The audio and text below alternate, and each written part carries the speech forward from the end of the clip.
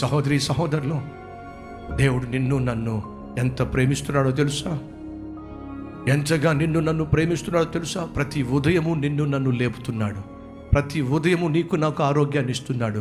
ప్రతి ఉదయము దేవుడు నీకు సూర్యోదయాన్ని ఇస్తున్నాడు. ప్రతి దినము దేవుడు నీకు ఆక్సిజన్ ఇస్తున్నాడు. ప్రతి దినము దేవుడు నీ గుండె ఆగిపోకుండా దాన్ని కాపాడుతూ ఉన్నాడు. ప్రతి దినము దేవుడు నిన్ను పోషిస్తున్నాడు. ప్రతి దినము దేవుడు నీతో మాట్లాడాలని ఆశపడుతున్నాడు. కానీ నువ్వు మాత్రం తిరిగి మాట్లాడవే, నువ్వు మాత్రం ఆయనను ప్రేమించవే, నువ్వు మాత్రం ఆయనను పట్టించుకోవే. ఆయన ఎంతగా నీతో మాట్లాడినా, ఏ వాక్యాన్ని నీకు చెప్పినా, నీ జీవితాన్ని మార్చుకోమని, నీ బ్రతుకుని దిద్దుకోమని, తాను చేసిన త్యాగాన్ని అర్థం చేసుకోమని, తాను నీ కోసం సిలువలో అర్పించిన ప్రాణ త్యాగము నీ కోసమేనని, నీ జీవితాన్ని బాగు చేసుకోమని, చెడు అలవాట్లను విడిచిపెట్టమని, ఒక మంచి మనిషిగా బ్రతకమని దేవుడు ఎన్నిసార్లు నీకు చెప్పినా నువ్వు వినవే. కనీసం తిరిగి జవాబు ఇవ్వవే.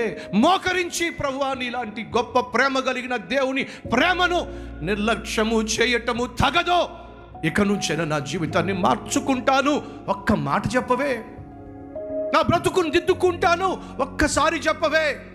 ఇక నుంచి నీ కుమారుడుగా కుమార్తెగా జీవిస్తాను, నువ్వు పరిశుద్ధుడు కనుక నేను పరిశుద్ధునిగా ఉంటాను అని ఒక్క పలుకు పలకవే.